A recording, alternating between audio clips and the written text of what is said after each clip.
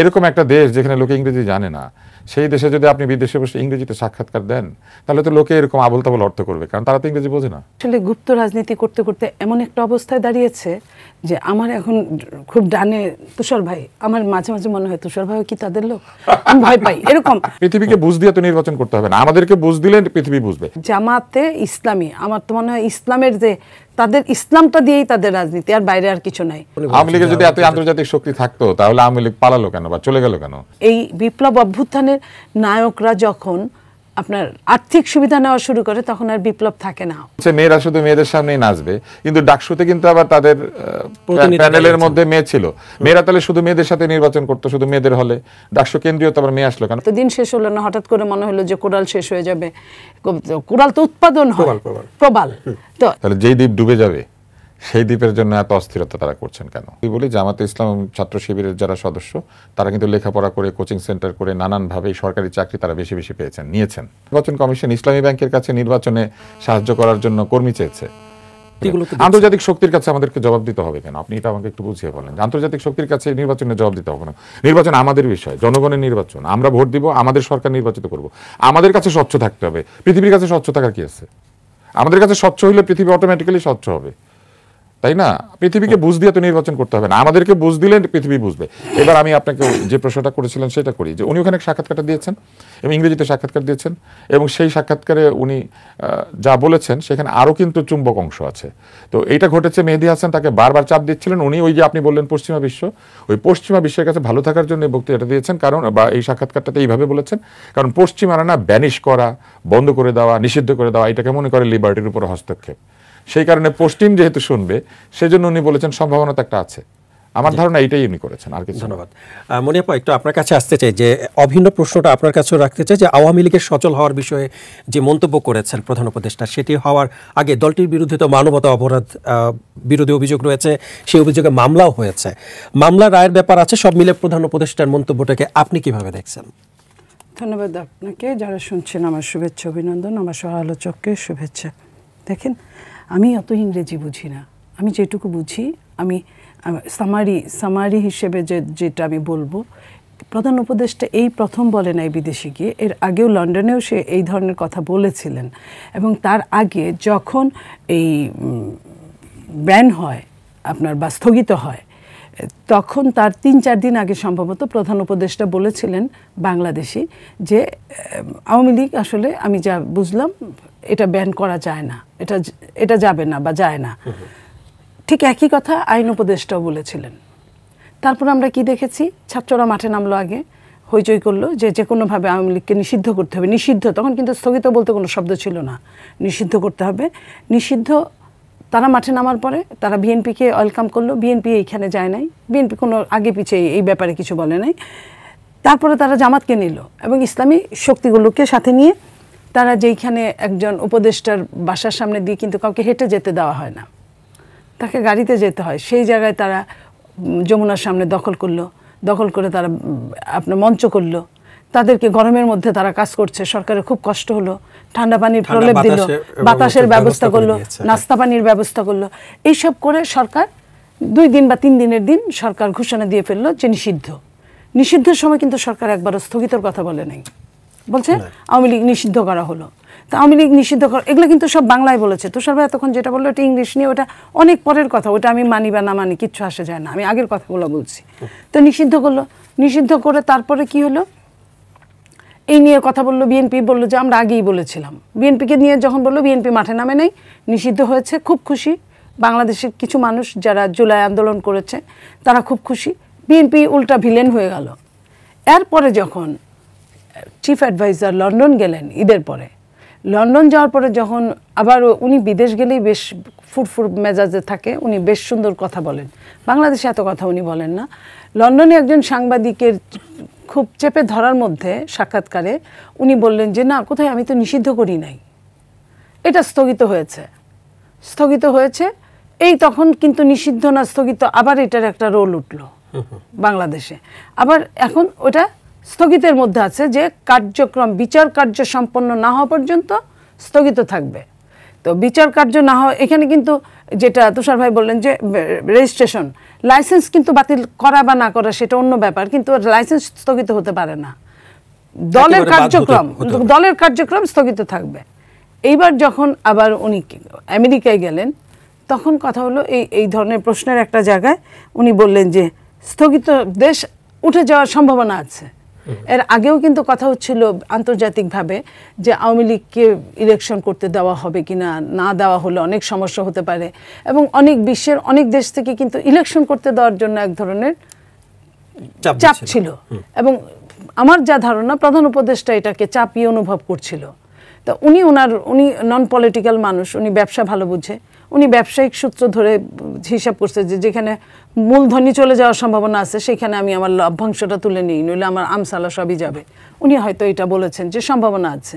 তো সম্ভাবনা আছে, এবং এই যে ল অ্যাডভাইজার উনি বলছেন যে সম্ভাবনা নাই বললেই চলে, উনিও কিন্তু বলছিলেন স্থগিত করার আগে বা নিষিদ্ধ করার আগে, তাদের কথাই আমি বলছি, উনিও বলছিলেন এটা হয় না, আইনের মাধ্যমে এটা হয় না, কিন্তু তারা নির্বাহী আদেশে এটা করেছেন। এখন যিনি নির্বাহী আদেশে করেছেন উনি বলেছেন সম্ভাবনা আছে, হলেও হতে পারে, সেটা আমরা এখন সময়ের জন্য অপেক্ষা করা ছাড়া আমাদের আর কিছু নেই, দেখা যাবে কি করে।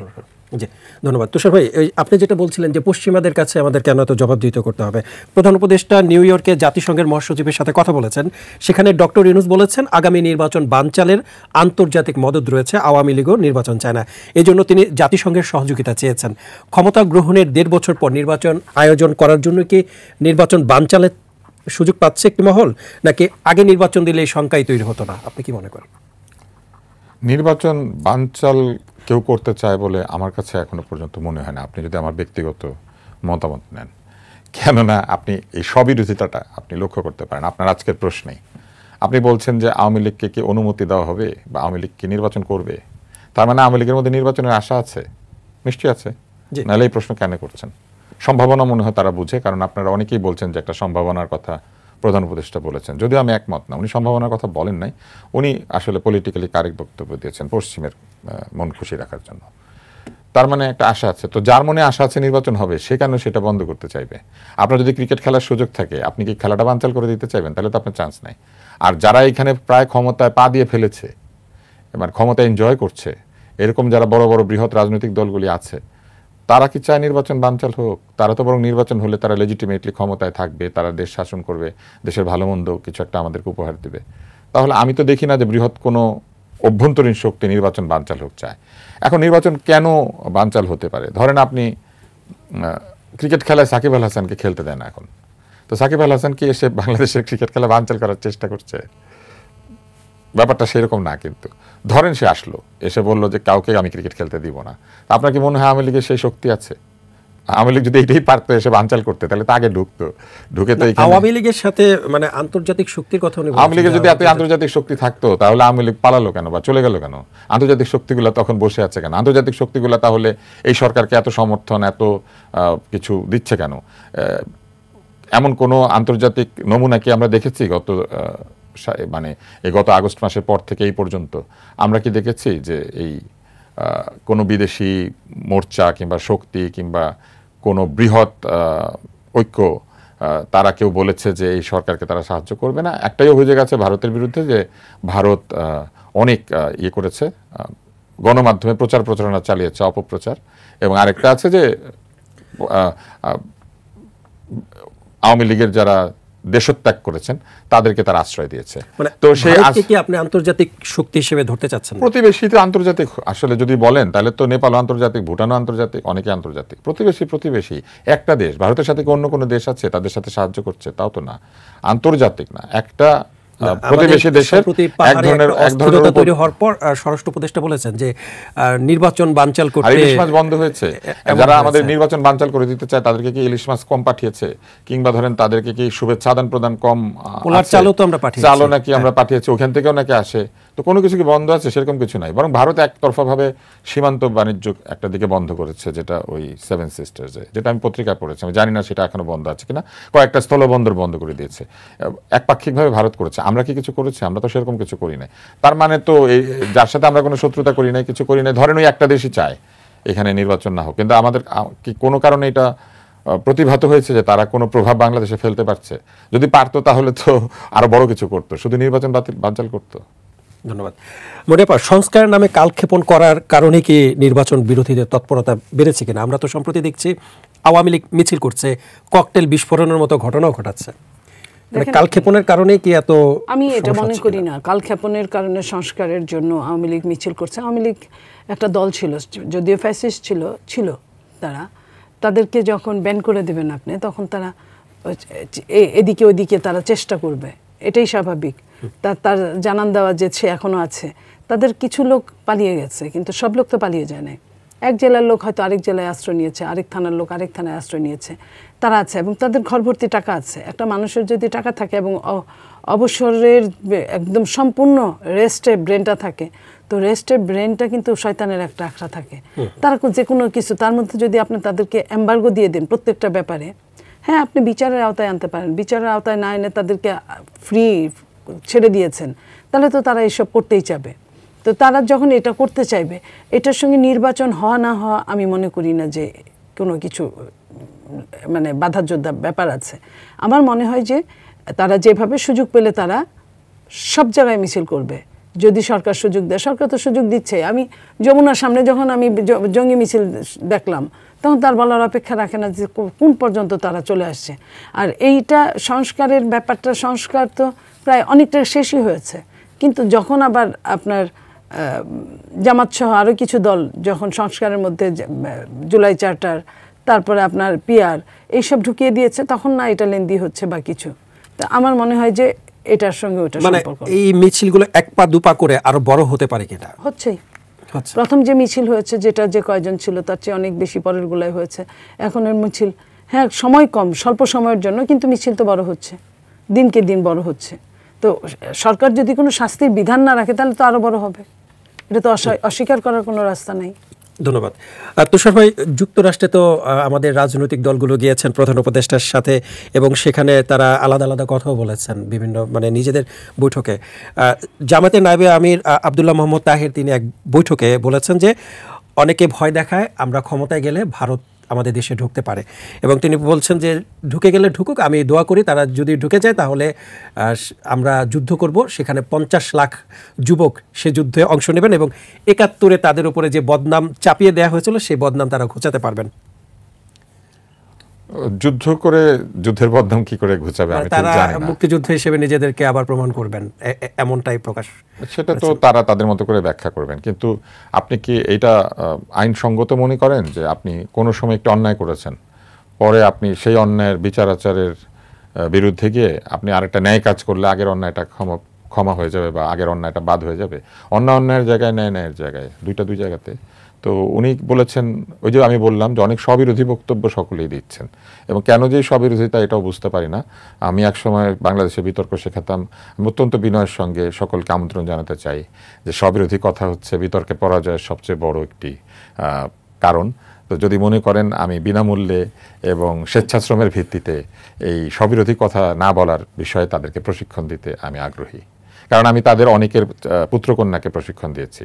অতএব যদি পিতা মাতা যারা আছেন তারা যদি প্রশিক্ষণ নিতে চান, আমি এটি অত্যন্ত স্বেচ্ছাশ্রমের ভিত্তিতে করতে চাই, যাতে সকালে এক কথা বিকালে এক কথা, বা নিজের একই বক্তৃতায় প্রথম অংশ আর দ্বিতীয় অংশ একটা আরেকটার বিরোধী, এইটা আসলে খুব দ্রুত দূর করা দরকার। আমি আপনাদের এই অনুষ্ঠানে আজকে বলি যে ডিবেট ফর ডিগনিটি কিংবা ডিবেট ফর অনার, এরকম একটি কার্যক্রম আমি শুরু করতে চাই, যেখানে লোকজন বিতর্ক করবে, গালিগালাজ দিবে না, পরস্পরকে ব্যক্তিগত আক্রমণ করবে না, সম্মান প্রদর্শন করবে এবং নিজের কথা তর্ক করে নিজেকে নিজেই হারিয়ে দিবে না। ধন্যবাদ। মনিয়াপা, বাংলাদেশ তো অনেক, লাইন বলি, হ্যাঁ প্লিজ। আপনি চিন্তা করেন 50 লাখ লোক যুদ্ধ করবে, 50 লাখ লোক সশস্ত্র হবে, এই অস্ত্র সরবরাহ করবে কে? বলেছে যে 25 লাখ লোক সরাসরি যুদ্ধ অংশ নেবে আর 25 লাখ গেরিলা যুদ্ধ করবেন, মানে অস্ত্র তো লাগবে। গেরিলা কোথায় যুদ্ধ করে জানেন তো? গেরিলা যুদ্ধ হয় হচ্ছে লুকিয়ে থেকে যুদ্ধ করতে হয়। তো লুকিয়ে থাকার অভ্যাস তাদের আছে আসলে, ফলে করতেও পারেন। বাট আমি মনে করি এগুলো খুবই ভালো খেললো বক্তব্য। এগুলো না দিয়ে বরং কূটনৈতিক তৎপরতাকে স্ট্রং করা উচিত, তাদের কূটনৈতিক যে প্রক্রিয়া আছে সেখানে আধুনিক লোকজনকে যুক্ত করা উচিত, এবং যদি সত্যিই এই দলটি আধুনিক হতে চায় তাহলে আধুনিক বিশ্বে আধুনিক চিন্তা ভাবনার সঙ্গে নিজেদেরকে সম্পৃক্ত করা উচিত। ডক্টর মোহাম্মদ ইউনূসের সাথে বেড়াতে গিয়ে অন্তত তার কাছ থেকে আধুনিকতা কি, বিশ্বের সঙ্গে তাল মিলিয়ে চলা কি, বিশ্বকে খুশি করার যে প্রক্রিয়া